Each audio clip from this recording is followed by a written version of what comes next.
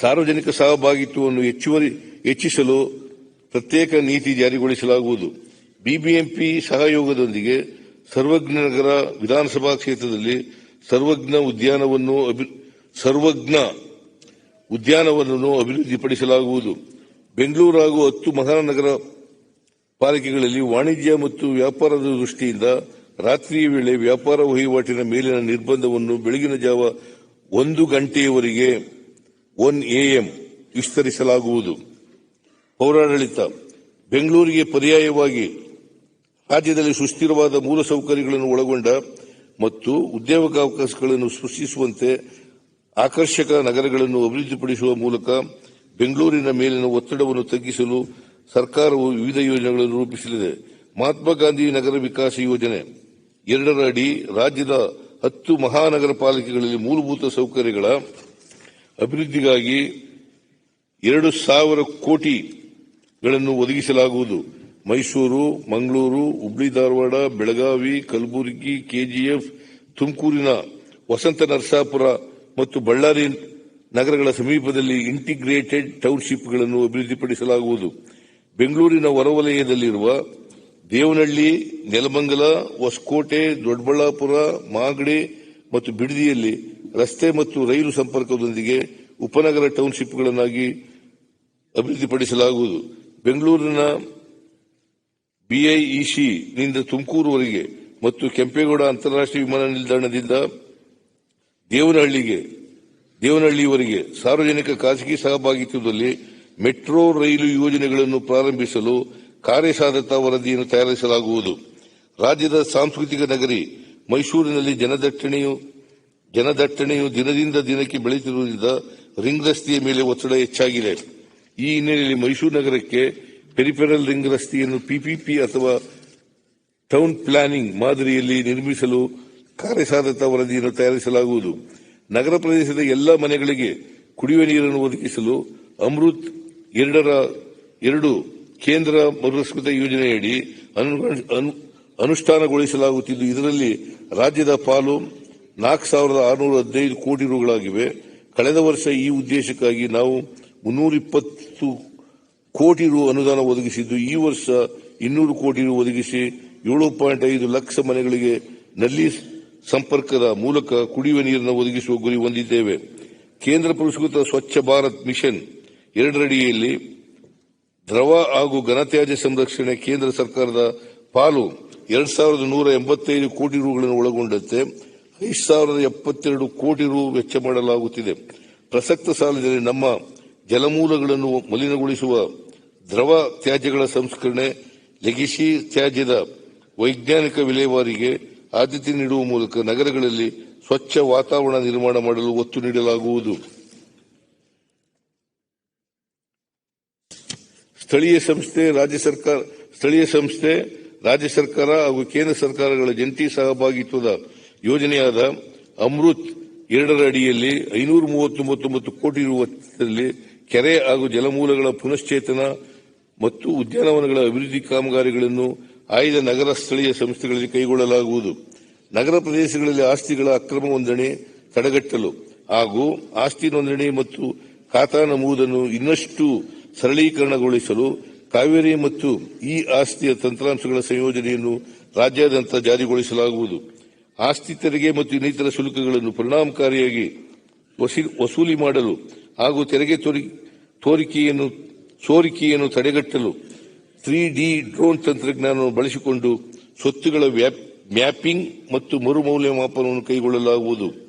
ನಗರ ಸ್ಥಳೀಯ ಸಂಸ್ಥೆಗಳಲ್ಲಿನ ಆಸ್ತಿ ತೆರಿಗೆ ಮತ್ತು ನೀರಿನ ಶುಲ್ಕವನ್ನು ಸಮರ್ಪಕವಾಗಿ ವಸೂಲು ಮಾಡಲು ಸ್ಥಳೀಯ ಮಹಿಳಾ ಸ್ವಸಹಾಯ ಗುಂಪುಗಳ ಸೇವೆಯನ್ನು ಪಡೆಯಲಾಗುತ್ತಿದೆ. ನೇರ ಪಾವತಿಯಡಿ ಕೆಲಸ ನಿರ್ವಹಿಸುತ್ತಿರುವ 24,005 ಪೌರ ಕಾರ್ಮಿಕರನ್ನು ಈಗಾಗಲೇ ಕಾಯಂಗೊಳಿಸಲು ಸರ್ಕಾರದಿಂದ ಅನುಮೋದನೆ ನೀಡಲಾಗಿದೆ.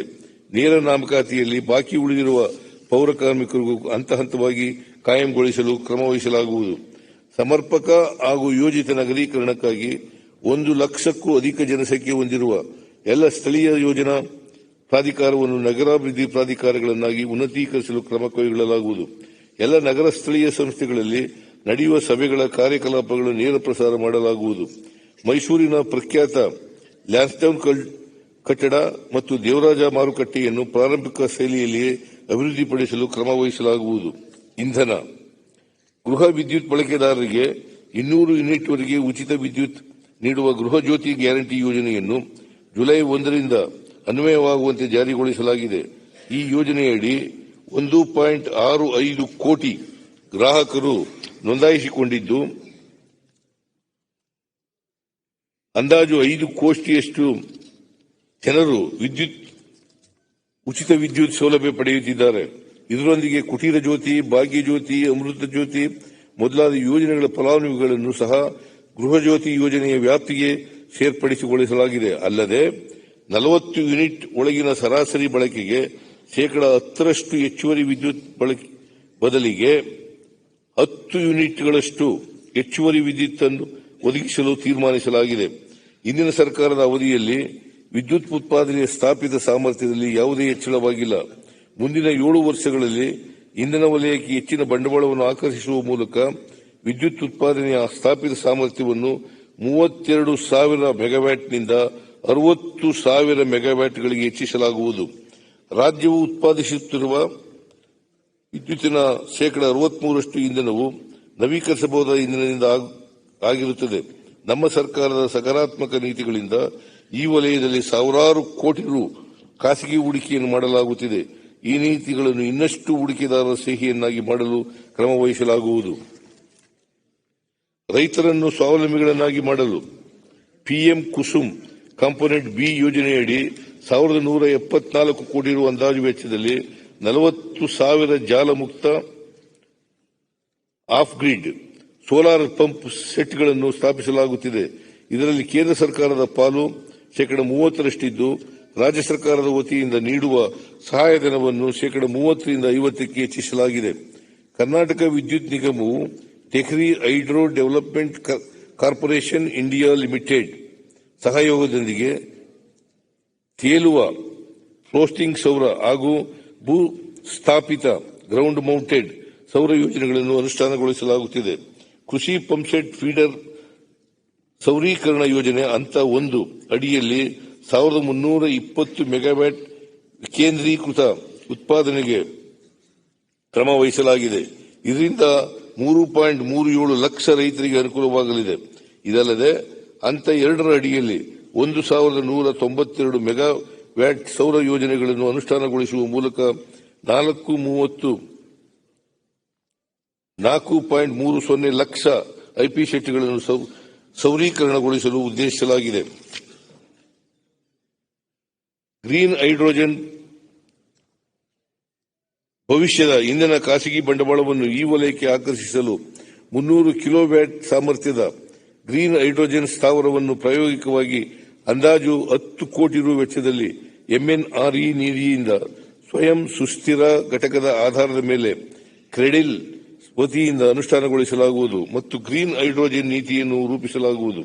ಕ್ರೆಡಿಲ್ ನಿಂದ ಪ್ರತಿ ಎಸ್ಕಾಂ ವ್ಯಾಪ್ತಿಯ ಆಯ್ದ ಒಂದು ಹಿಂದುಳಿದ ಗ್ರಾಮದಲ್ಲಿ ಪ್ರಾಯೋಗಿಕವಾಗಿ ಮೈಕ್ರೋ ಗ್ರಿಡ್ ವ್ಯವಸ್ಥೆಯ ಮೂಲಕ ಬ್ಯಾಟರಿ ಶೇಖರಣೆಯನ್ನು ಹೊಂದಿದ 500 ಕಿಲೋವ್ಯಾಟ್ ಸಾಮರ್ಥ್ಯದ ಸೌರ ಘಟಕದ ಸ್ಥಾಪನೆಯ ಮೂಲಕ ಸದರಿ ಗ್ರಾಮಗಳನ್ನು ಸ್ವಾವಲಂಬಿ ಗ್ರಾಮಗಳನ್ನಾಗಿ ಮಾಡಲು ಉದ್ದೇಶಿಸಿದೆ.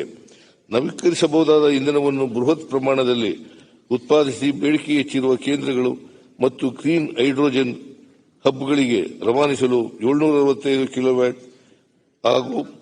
ಕಿಲೋವ್ಯಾಟ್ನ ಅಲ್ಟ್ರಾ ಹೈ ವೋಲ್ಟೇಜ್ ಟ್ರಾನ್ಸ್ಮಿಷನ್ ಮಾರ್ಗಗಳನ್ನು ನಿರ್ಮಿಸಲು ಕ್ರಮ ವಹಿಸಲಾಗುವುದು. ಪ್ರಸರಣ ಮಾರ್ಗಗಳ ನಿರ್ವಹಣೆಯಲ್ಲಿ ನಿಗದಿತ ಸ್ಥಗಿತಗಳು ಹಾಗೂ ದೀರ್ಘಾವಧಿಯ ಸ್ಥಗಿತಗಳನ್ನು ತಪ್ಪಿಸಲು 66 ಕೆವಿ ಮತ್ತು 110 ಕೆವಿ ಮೊಬೈಲ್ ವಾಹನಗಳ ಮೇಲಿರಿಸಿರುವ ಸಬ್ ಸ್ಟೇಷನ್ಗಳನ್ನು ಖರೀದಿಸಲಾಗುವುದು. ಬೆಂಗಳೂರು ನಗರ ಮತ್ತು ಸುತ್ತಮುತ್ತಲ ಪ್ರದೇಶಗಳಲ್ಲಿ ಬಹುಮಹಡಿ ಕಟ್ಟಡಗಳ ಬೆಳವಣಿಗೆಯಿಂದಾಗಿ ಹೆಚ್ಚುತ್ತಿರುವ ವಿದ್ಯುತ್ ಬೇಡಿಕೆಯನ್ನು ನೀಗಿಸಲು ಸಾರ್ವಜನಿಕ ಖಾಸಗಿ ಸಹಭಾಗಿತ್ವದಲ್ಲಿ ಸಬ್ ಸ್ಟೇಷನ್ಗಳನ್ನು ಉನ್ನತೀಕರಿಸಲಾಗುವುದು.